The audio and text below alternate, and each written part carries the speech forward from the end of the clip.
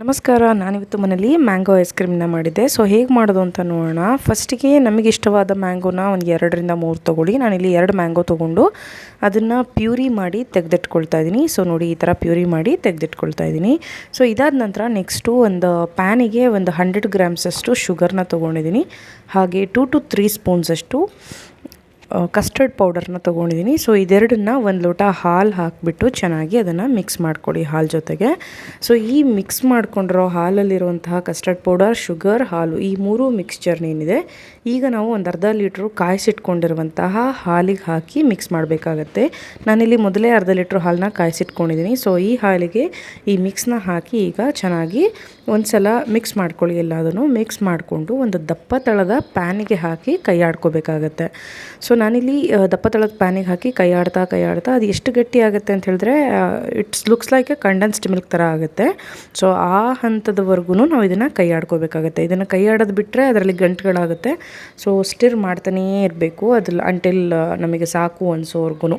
So ನೋಡ್ತಾ ಇದ್ದೀರಾ ಎಷ್ಟು ಕುದೀತಾ ಇದೆ ಅಂಥೇಳಿ. ಈ ಹದಕ್ಕೆ ಸಾಕು. ಸೊ ಇದನ್ನು ಕಂಪ್ಲೀಟ್ಲಿ ಕೂಲ್ ಆಗಕ್ಕೆ ಬಿಡಬೇಕು. ಸೊ ಇಷ್ಟು ಕೂಲ್ ಆದಮೇಲೆ ಈ ಥರ ಥಿಕ್ನೆಸ್ ಆಗುತ್ತೆ. ಸೊ ಇದನ್ನು ಅಗೇನ್ ನಾವು ಪ್ಯೂರಿ ಮಾಡ್ಕೊಂಡಿದ್ದ ಜಾರಿಗೆ ನಾನು ಈಗ ಈ ಮಿಕ್ಸ್ಚರ್ನ ಹಾಕ್ಕೊಂಡು ಮತ್ತೊಂದು ಸಲ ಗ್ರೈಂಡ್ ಮಾಡ್ಕೊಳ್ತಾ ಇದ್ದೀನಿ. ಸೊ ಆ ಗ್ರೈಂಡ್ ಮಾಡಿಕೊಂಡಾಗ ಸಾಫ್ಟಾಗಿ ಈ ಬೀಟ್ ಮಾಡಿರೋ ಥರ ಆಗುತ್ತೆ. ಜೊತೆಗೆ ನಾನಿಲ್ಲಿ ಸ್ವಲ್ಪ ಅಮೂಲ್ನ ಫ್ರೆಶ್ ಕ್ರೀಮ್ ತೊಗೊಂಡಿದ್ದೆ. ಸೊ ಅದು ಒಂದು 50 to 70 ml ಅಷ್ಟು ಅಮೂಲ್ ಕ್ರೀಮ್ನ ಹಾಕ್ಕೊಂಡು ಮಿಕ್ಸರಲ್ಲಿ ಎರಡನ್ನೂ ಗ್ರೈಂಡ್ ಮಾಡಿಕೊಂಡು ತೆಗೆದಿಟ್ಕೊಂಡಿದ್ದೀನಿ. ನೆಕ್ಸ್ಟ್ ನಾನಿಲ್ಲಿ ಮ್ಯಾಂಗೋ ಪ್ಯೂರಿನ ಏನು ರೆಡಿ ಮಾಡಿ ಇಟ್ಕೊಂಡಿದ್ವಿ ಮೊದಲನೇ, ಸೊ ಆ ಮ್ಯಾಂಗೋ ಪ್ಯೂರಿನೂ ಹಾಕಿ ಇನ್ನೊಂದು ಸಲ ಗ್ರೈಂಡ್ ಮಾಡ್ಕೊಳ್ಳಿ. ಸೊ ಇಷ್ಟೆಲ್ಲ ಗ್ರೈಂಡ್ ಮಾಡಿದ ನಂತರ ನಮಗೆ ಈಗ ಐಸ್ ಕ್ರೀಮ್ ಆಗೋಕ್ಕೆ ರೆಡಿಯಾಗಿದೆ ಮಿಕ್ಸ್ಚರ್. ಸೊ ಇದನ್ನು ಯಾವುದಾದ್ರೂ ಒಂದು ಹಳೆ ಬಾಕ್ಸ್ ಇರುತ್ತಲ್ವ, ಸೊ ಏರ್ ಟೈಟ್ ಬಾಕ್ಸ್ ಇರಬೇಕು. ಸೊ ನಾನಿಲ್ಲಿ ಐಸ್ ಕ್ರೀಮ್ದೇ ಬಾಕ್ಸ್ ಇತ್ತು, ಖಾಲಿಯಾಗಿರುವಂಥ ಐಸ್ ಕ್ರೀಮ್ ಬಾಕ್ಸ್ ಇತ್ತು. ಸೊ ಹಾಗಾಗಿ ಐಸ್ ಕ್ರೀಮ್ ಬಾಕ್ಸಿಗೆ ಎಲ್ಲ ಶಿಫ್ಟ್ ಮಾಡ್ಕೊಳ್ತಾ ಇದ್ದೀನಿ ಮಿಕ್ಸಿ ಜಾರಿಂದ. ಮಾಡಿಕೊಂಡು ಇದನ್ನು ಒಂದು 4 to 5 hours ನಾವು ಫ್ರೀಝರಲ್ಲಿ ಇಡಬೇಕಾಗತ್ತೆ. ಸೊ ಮಕ್ಕಳಿಗೆ ತುಂಬ ಎಕ್ಸೈಟ್ಮೆಂಟ್ ಇರುತ್ತೆ ನೋಡಿ. ಅವ್ರಿಗೆ ಬೇಕಾಗಿರೋ ಅಡುಗೆ ಆದರೆ ಅವ್ರಿಗೆ ಬೇಕಾಗಿರೋ ಐಟಮ್ಸ್ ಎಲ್ಲ ಏನಿರುತ್ತೆ ಫುಡ್ ಐಟಮ್ಸ್, ಅವಾಗ ಫುಲ್ ಇಂಟ್ರೆಸ್ಟಾಗಿ ಆ್ಯಕ್ಟಿವ್ ಆಗಿರ್ತಾರೆ. ಸೊ ನನ್ನ ಮಗಳು ಮಾಡ್ತೇಳಿ ನೋಡಿ ಈಗ ಆ ಥರ.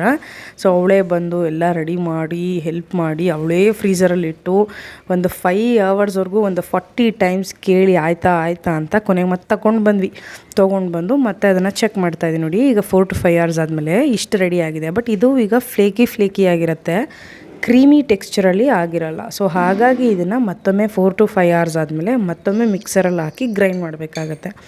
ಸೊ ಈಗ ನಾನು ಮತ್ತೊಮ್ಮೆ ಅದನ್ನು ಗ್ರೈಂಡ್ ಮಾಡ್ತಾಯಿದ್ದೀನಿ. ಆಲ್ಮೋಸ್ಟ್ ಇದು ಮಾಡುವಾಗ ನಾವು ನೈಟ್ ಒಂದು 10:30 ಆಗಿತ್ತು.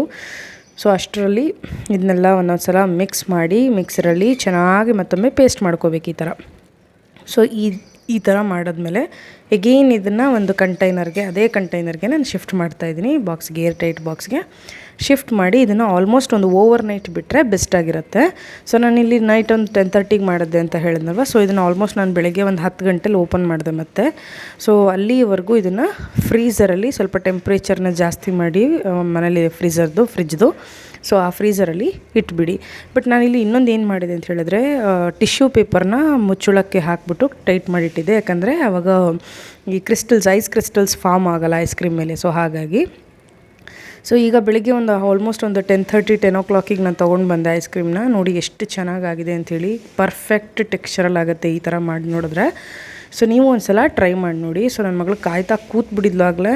ಸೊ ಅವಳಿಗೆ ಹಾಕಿಕೊಟ್ಬಿಟ್ಟು ಅದ್ರ ಮೇಲೆ ಸ್ವಲ್ಪ ಫ್ರೆಶ್ ಮ್ಯಾಂಗೋ ಪೀಸಸ್ನ ಕಟ್ ಮಾಡಿ ಅದನ್ನು ಕೂಡ ಹಾಕಿದ್ದೀನಿ. ಸೊ ಟೇಸ್ಟ್ ಇನ್ನೂ ಸ್ವಲ್ಪ ಎನ್ಹ್ಯಾನ್ಸ್ ಆಗುತ್ತೆ ಮ್ಯಾಂಗೋ ಫ್ಲೇವರ್. ಸೊ ಇದರಲ್ಲಿ ನಾವು ಫ್ರೆಶ್ ಮ್ಯಾಂಗೋನೇ ಯೂಸ್ ಮಾಡಿ ಮಾಡೋದ್ರಿಂದ ಸೊ ಟೇಸ್ಟು ಹಾಗೆ ಅದರ ಫ್ರ್ಯಾಗ್ರೆನ್ಸಸ್ ಸಿಕ್ಕಾಪಟ್ಟೆ ಸಿಗುತ್ತೆ ನಮಗೆ. ಬಟ್ ಅದೇ ಅಂಗಡೀಲಿ ನಾವು ಶಾಪಲ್ಲಿ ತರುವಂತಹ ಐಸ್ ಕ್ರೀಮ್ಸ್ ಏನಿದೆ ಅದು ಜಸ್ಟ್ ಫ್ಲೇವರ್ಸ್ನ ಆ್ಯಡ್ ಮಾಡಿರ್ತಾರೆ. ಮ್ಯಾಂಗೋ ಪ್ಯೂರಿ ಕಡಿಮೆ ಇರುತ್ತೆ ಅದರಲ್ಲಿ. ಸೊ ಹಾಗಾಗಿ ಇದರಲ್ಲಿ ನಿಮಗೆ ಒಳ್ಳೆ ಟೇಸ್ಟ್ ಸಿಗುತ್ತೆ. ನೀವು ಟ್ರೈ ಮಾಡಿ ಆ್ಯಂಡ್ ಹ್ಯಾಪಿ ಈಟಿಂಗ್.